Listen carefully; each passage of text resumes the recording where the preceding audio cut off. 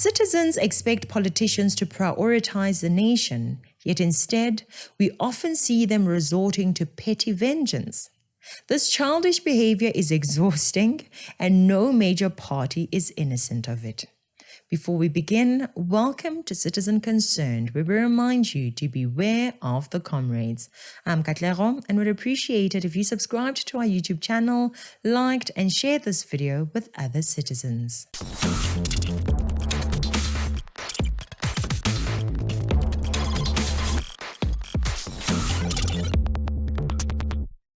It is very, very important and necessary to have adults who put aside their hurt and focus on doing their jobs. There is a concerning trend that is starting to show up within the DA.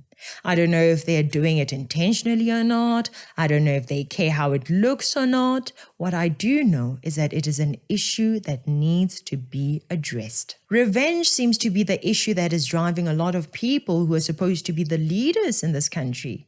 The habit of political revenge at the expense of the citizens is one of the most disgusting things you can do as a leader in a country. We saw an example of this when Herman Mashaba was talking about the DA trying to stab him in the back and hence deciding to give the city to the ANC.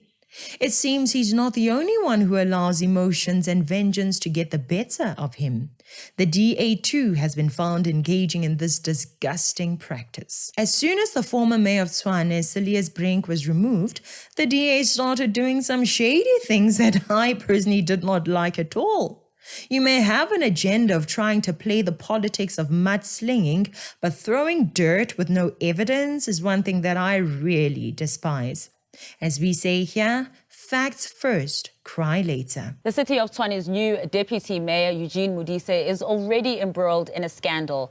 After assuming office unopposed on Friday, the DA accused Modise of owing the city 690,000 rand in overdue municipal debt.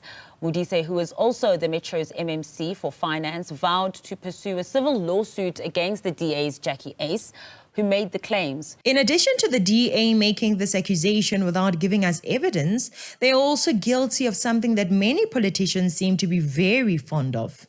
You know, that habit of people keeping quiet about corruption today and then start talking about it 3 years later when they notice that they cannot get what they wanted from the corrupt official.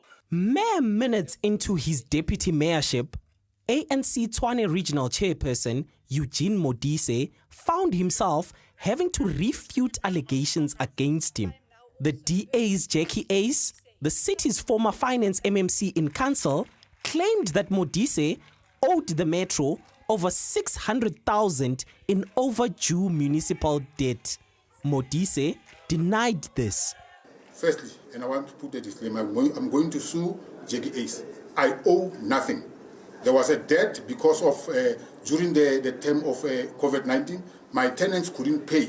And they were supposed to get rebates from the government, and they didn't. But I took it upon myself to pay the debt. According to Modise, the payment was made 3 months ago. This was later confirmed by Tshwane Metro spokesperson Selby Bokaba. In response, Ace said she was happy to hear that the debt was paid, but it could not be that an executive in council, no less the finance MMC, did not pay the money he owed for years. Not only are they doing this to Eugene Modise, but this seems to be what the DA was doing with the Banyaza saga in the Tshwane municipality. I mean, if Banyaza is guilty of something, report it when you find out about it, not when he starts doing things that you don't like. We had promised you a briefing from the Democratic Alliance where they allege Gauteng Premier Banyaza Lesufi has been involved in a corruption cover-up dating back to 2016. That briefing has now started. Let's listen in. Lost due to corruption, particularly in government departments. And this is something that we have been saying needs to be investigated. We're sitting with over 58 forensic reports that, has for the longest of time, since 2016, have really not come to the fore. Some people had been suspended automatically, then they're reinstated without us even understanding where is the investigation gone, what were the recommendations, and what ultimately would have happened in that. The forensic investigation undertaken by the Gauteng provincial government are meant to determine whether any corrupt activities have been taking place in government. By releasing these reports, Premier Lesufi will show that this government is serious and has nothing to hide when dealing with corruption and with the clamping down on maladministration. That talks to a number of reports that we said needs to be made public. We need to then know what were the recommendations and what is actually to be done going forward. The school uniform. Our poor kids who are in the townships, who are relying on government subsidized uniforms, have been robbed of those uniforms. And we haven't, up to today, been told why has that not happened. The NGOs that were supposed to be receiving millions of rands in terms of subsidies haven't been receiving their money. All monies has been cut, and we don't know what has been happening. The investigation has really not been able to then give clarity, or they haven't been able to, be made those public. Recently, it also came to light that a forensic audit launched into the Gauteng Department of Social Development had revealed that the Director of Sustainable Livelihoods Program, July Maposa, has resigned in 2018 after he was accused of fraud of soliciting bribes. Furthermore, the forensic audit, which began in 2018, also revealed that between 2014 and 2018, a huge portion of the annual budget of the program went to 3 non-profit organizations that shared the same directors. Now, these are some of the things that we have been saying. If the reports can be made public, we can then know what actually is happening. The fact that these are not being made public, the fact that Panyaza keeps talking about making these public and not making them public, means that he knows what they contain. It means that he knows what is in there. The question is, who is he protecting? Is he protecting some politically aligned people? Is he protecting some officials that are really high up there and doing favors, for other politicians that now needs to then be protected? Why are these reports not seeing the time of day? Why does it feel like Panyaza is simply a target now because of the loss of Tshwane?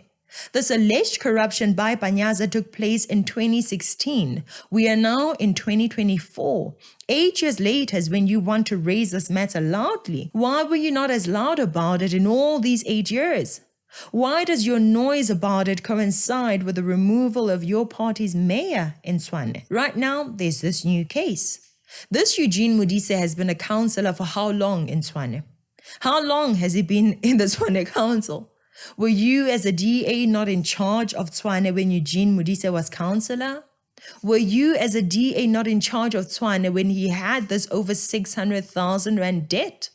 Did you not publicly say that Tshwane Yatima revenue collection program had become a daily priority for the city of Tshwane? And I quote, all non-paying consumers are being targeted, be it businesses, government departments and institutions, or residential properties. Why was Eugene Modise and his non-payment not targeted by the DA's Tshwane Yatima efforts? And yet for some reason, now that he has been appointed as a deputy mayor of Tshwane, you start to complain about his 690,000 debt to Tshwane. Only now. So my question becomes, when do citizens deserve to know about the corruption and shenanigans happening in municipalities? Do we only deserve to know when the DA stands to benefit from the public outrage? The DA really needs to tell us this. In this article, the DA said the following. The key to improving service delivery and the rollout of infrastructure in the city of Tshwane is to improve the city's financial position. Again, I ask, when you were in charge and learned that Eugene Modise owed the city over 500,000 rand, what happened to your mission of improving the city's financial position?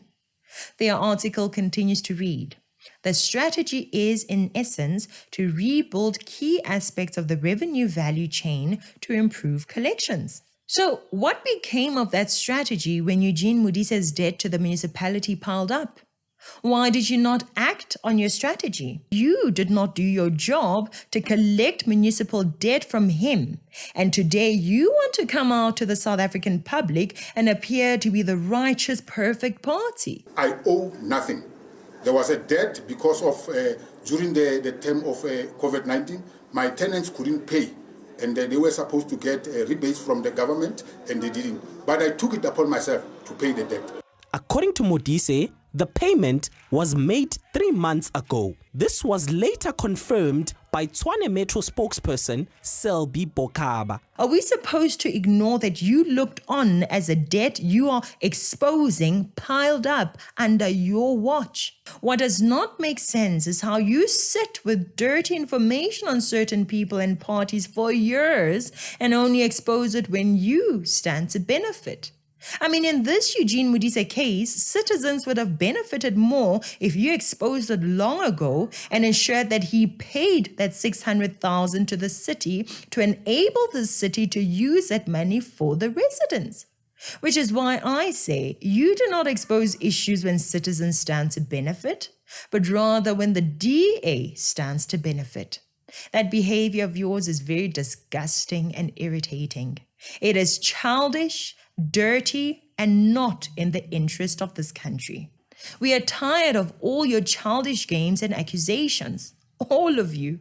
As citizens, we want facts and action that will benefit us. To me, it really does not matter who brings positive change. If the ANC makes Tshwane a better place, then so be it. We will know that the ANC succeeded in bringing a better Tshwane. Sadly, that will probably not happen because the ANC has proven time and time again that it is full of corrupt people, lazy people, and incompetent people. Hopefully, in trying to prove that their alliance with Action SA is successful, they'll be motivated to get the right people to do the right thing for the residents of Tshwane. I really, really hope so. I honestly don't care about the political parties. I only care about the results. As citizens, we should never be die-hard supporters of any political party. We are South Africans first, and our number one priority in all of this should be to see South Africa prosper, not to see political parties prosper. I want to see political parties that focus on the job, not on simply talking, mudslinging, and lying to use the public for artificial, unwarranted outrage. I want to see political parties that put aside their disappointments and emotions and focus on what is best for this country, what will lead to the prosperity of the citizens. How is it that this guy owes so much money and nothing happened to him? After you failed to do something while his debt was accumulating, you want us to clap hands for you when you announce that his debt to the city is now close to 700,000. Really? There are certain jobs that people should not hold if they are in such debt. A councillor who votes on the vital business affecting billions of rands is or was in debt to the tune of hundreds of thousands, and life just kept going on. How? Everyone did not see something wrong with that, huh? I wonder how many other people are holding high government positions while they have serious bad debt to the government and nothing is being said or done about them. Until some parties don't get their way, of course. There are certain people with that kind of record. Jacob Zuma was known to be bad with money long before he became a president. It was known that if you give your money to Zuma, it might never come back. That's the person the ANC allowed to be president. Jacob Zuma did end up in the presidency, but a person like that should not even be allowed to be a minister or an MP. Jacob Zuma was in so much debt and getting money from shady people. His bank accounts were overdrawn to the tune of 400,000 rand in the early 2000s. These are millions in today's currency. Nelson Mandela decided to give Jacob Zuma a loan of 1 million rand to help him pay off his debts. Jacob Zuma was given more than 4 million rand in the so-called loans by Shabir Sheikh. Of that, he only paid back 500,000 rand. You have banks that kept giving him money even though he was a bad debt with a very bad credit profile simply because he was a famous politician. Basically, Zuma was not good at managing his finances. He was what we call a freeloader, always accepting free monies from anyone and everyone. We do not give such people positions of high authority, especially in the government. And if you're wondering why, just look at what he did with the Guptas. There are companies that won't hire you into powerful positions if you are in debt or if you are not in good standing with your money. It makes sense. So the same applies to this mayor. He should not be allowed anywhere near our money. These are things that should be exposed as they happen, not this rubbish of trying to get us to get angry when you are the ones who have not done anything about collecting that debt from him. Imagine owing 600,000 in debt, but it is only coming out now because he's the deputy mayor. The DA was in charge of Tshwane all this while. What did they do to collect on that debt? Huh? You think you're exposing him, but you're also exposing yourselves, which is very good. Why was that debt allowed to reach 600,000 Rand is what I want to know. Why did you as a DA not do your job there? You were all over the residents of Tshwane with Operation Tshwane ya Tima, switching off power to residents who were owing the municipality, yet you missed Eugene Modise, who was owing not 6,000 Rand, not 60,000 Rand, but 600,000 Rand. Come on, man. Be serious. That is a sign that you as a DA failed at your job. This is also a sign that your priority is not to bring out the facts for the citizens' sake, but rather for the sake of the battles you are fighting at a given time. This is a sign that winning battles is more important to you than the prosperity of South Africa and her citizens. This is a sign that you are petty, vengeful, and childish. And let me tell you, that is very, very disgusting and disappointing. Anyway, that's it for today. Thank you so much for watching. Please like, share, and subscribe. Please join our channel membership or donate to our accounts in the description box below.